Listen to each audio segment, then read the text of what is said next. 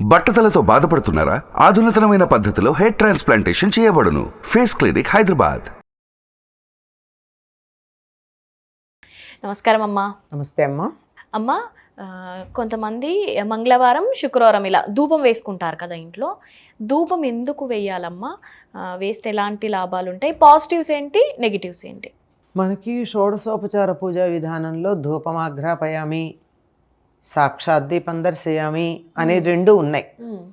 ధూపం తప్పనిసరిగా వేయడం అన్నది ముఖ్యమైనటువంటి అంశమే.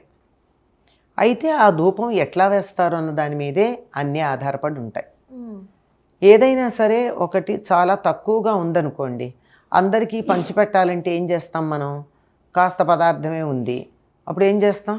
ఒక్క మామిడి పండే ఉందమ్మా, 10 మంది పంచుకోవాలి, ఏం చేస్తాం? రసం, అది ఆ రసాన్ని తీసి కొంచెం నీళ్ళల్లో కలిపి తలో కాస్త ఇస్తాం, మామిడి పండు జ్యూస్ అని. ఏదైనా సరే. లేదు, ఎక్కడో మనకి దేవుడి దగ్గరికి వెడితే ఇంత పటికి బెల్లం ఇచ్చారు, 10 మందికి ప్రసాదం పెట్టాలి, దాన్ని చాలా పవిత్రమైంది, అందరికీ అందించాలి. ఏం చేస్తాం? నీళ్లల్లో పటికి బెల్లం కలిపేసి అందరికీ తలో కాస్త తీర్థం ఇస్తే అందరికీ ప్రసాదం అందిపోతుంది. అంటే ఘనపదార్థం కన్నా వితరణకి అన్ని వైపులకి వ్యాపించటానికి జలానికి ఎక్కువ అవకాశం ఉంది. అంతకన్నా ఎక్కువ కావాలనుకో గాలికి ఉంది. అందువల్ల గాలిలో గనక మనం దేన్నన్నా పంపించినట్టయితే ఎక్కువ మందికి దాని తాలూకు అనుభూతి దొరుకుతుంది. పంచదారను అందించలేం, కానీ కొన్నింటైతే గాలిలో చేయగలం కదా, పరిమళాలు మొదలైనటువంటివి. అటువంటి దానికి ఒక మంచి వాతావరణం కల్పించి, మనం చెప్పాలంటే యాంబియన్స్ అంటూ ఉంటారు ఆంగ్లంలో, అలాంటిది ఒక మంచి యాంబియన్స్ కావాలి అంటే, ప్రశాంతంగా మనసు ఉండాలి అంటే మంచి పరిమళం ఉండాలి, మంచి వాసన ఉండాలి. అలాంటి మంచి వాసన ఉండడానికి తగినట్టుగా ఎలా ఉంటుంది? సెంట్లు అవి అయితే కెమికల్సే కానీ అవి ఎంతసేపు ఉంటాయో తెలియదు, అవి చాలా ఖరీదైనవి కూడా అయి ఉంటాయి. అందుకని దానికి సౌకర్యంగా ఉండేటటువంటిది, అందరికీ అందుబాటులో ఉండేటటువంటిగా చేసినటువంటిది ఏమిటంటే ధూపం వేయడం అని. ఈ ధూపానికి ఉపయోగించేటటువంటివన్నీ కూడా చాలా ఆరోగ్యాన్ని కలిగించేటటువంటివే ఉన్నాయి. అటువంటి వాటిల్లో ఒకప్పుడు ఇటువంటివన్నీ జాగ్రత్తగా పెట్టి, అంటే ఆరోగ్యానికి పనికొచ్చేవి ఏవైతే ఉన్నాయో వాటిని చక్కగా ఒక మంచి పొడున్లాగా తయారు చేసి, బాగా కణకణ మండుతున్నటువంటి నిప్పులు తెచ్చి దాంట్లో వేస్తే పొగ వచ్చి ఇల్లంతా వ్యాపించేది. మనం దేవుడి దగ్గర అనుకుంటాం పెడతాం, కానీ ఆ పొగ ఎక్కడికి వెడుతోంది? ఇల్లు మొత్తం పెడుతోంది.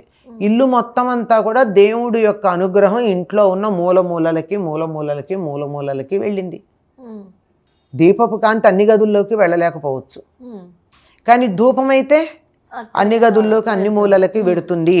అందువల్ల తప్పనిసరిగా అక్కడున్నటువంటి దుర్వాసనలు పోవడానికి, మంచి వాసన రావడానికి ధూపం వేయడం అనేది మనకి సంప్రదాయంగా వచ్చింది. అయితే రాను రాను ఈ ధూపం ఎట్లాగూ అంటే అగరువొత్తుల్లాగా వేయడం మొదలుపెట్టాం మనం. ఈ అగరువొత్తుల్లో రసాయన పదార్థాలు ఉంటున్నాయి, అందువల్ల కొంత ఇబ్బంది కలిగించే అవకాశం కూడా ఉంది.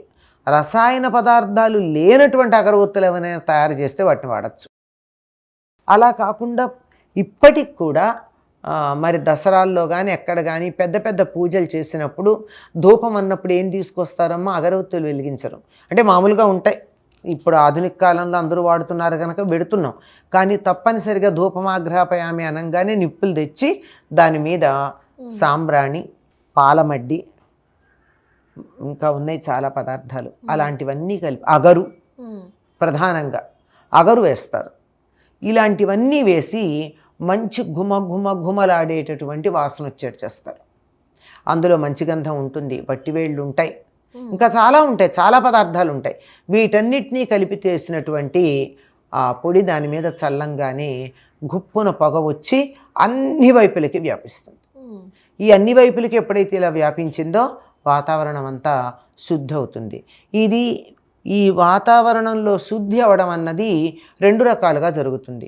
ఒకటి, బయట కనపడేటటువంటి దుర్వాసనలు పోవడం, దోమలు, చీమలు, నుసములు లాంటి, చీమలు చెప్పలేం కానీ దోమలు, నుసములు లాంటి మన ఇబ్బంది కలిగించేటటువంటి ఆ క్రిములు లాంటివన్నీ కూడా పక్కకి వెళ్ళిపోవడం, ఇది జరగడంతో పాటు మీరు ఇందాక ఒక పదం వాడారు, ప్రశ్న వేసేటప్పుడు నెగిటివ్ ఎనర్జీ అని. ఆ నెగటివ్ ఎనర్జీ లాంటిది ఏవైనా ఉంటే కూడా ఈ వాసనలకు దూరంగా వెళ్ళిపోతాయి. అందువల్ల వాతావరణం బాగుంటుంది. కనుక ఎవరైనా ధ్యానం చేసుకోవాలి అనుకున్నప్పుడు, అంటే మహర్షుల స్థాయికి వెళ్ళిన వాళ్ళం కాదు కదా మనమంతా, సామాన్యులం. మనలాంటి వాళ్ళని ధ్యానం చేసుకోవడానికి కూర్చుని ఆ ధ్యానం పూర్తిగా కొనసాగాలి అంటే ఏదైనా సరే ఒక పరిమళం అక్కడ ఉండేట్టు పెట్టుకోవాలి. ఇప్పుడు మనం ఈ ధూపం వెయ్యలేం గనక, ఈ నిప్పుల మీద వెయ్యలేం గనక ఒక అగరబత్తి లాంటిది కొంచెం దూరంగా పెట్టుకోవడం మంచిదమ్మా. అయితే జనరల్గా అమ్మ బాలింతలకు కూడా జుట్టు పెడతారు అని అంటారు కదా, అది ఇది ఒకటేనా అమ్మ? అదే, అందులో ఒట్టి సాంబ్రాణే వేస్తారు, అన్నీ వెయ్యరు. బాలింతలకు వేసేటటువంటిది సాంబ్రాణి పాలమడ్డి అని ఒకటి వేస్తారు, అదేమిటో తెలియదు కానీ అది వేసినట్టయితే సాంబ్రాణికి ఉన్న లక్షణం ఏమిటంటే ఎక్కడెక్కడ తడి ఉన్నా గ్రహిస్తుంది అది. బాలింతలకు ఎందుకు వేస్తారంటే వాళ్ళకి తలంటి పోసినప్పుడు తలలో అడుగున తడి ఉంటే ఆ తడికి జలుబు చేస్తుంది కనుక.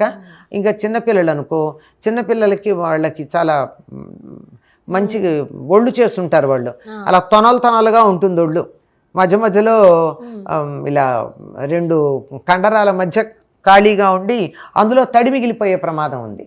వేడి నీళ్లు పోస్తాం, వేడి నీళ్లు పోసేటప్పటికల్లా చెమటలు కూడా పడతాయి తుడిచాక. మరి ఆ చెమటలు పట్టిన తడికి పిల్లలకి జలుబు చేయొచ్చు కదా. అందుకని జలుబు చేయకుండా ఉండడానికి సాంబ్రాణి ధూపం వేస్తాం బాలింతరాలకు కానీ చంటి పిల్లలకు కానీ.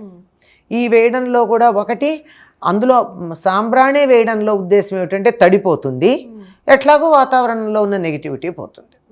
ఏవైనా ప్రతికూల స్పందనలు లాంటివి ఉంటే అవి పోతాయి, సానుకూల ప్రతిస్పందనలు అక్కడ మనకు వస్తాయి. ధన్యవాదాలమ్మా. నమస్తే అమ్మా.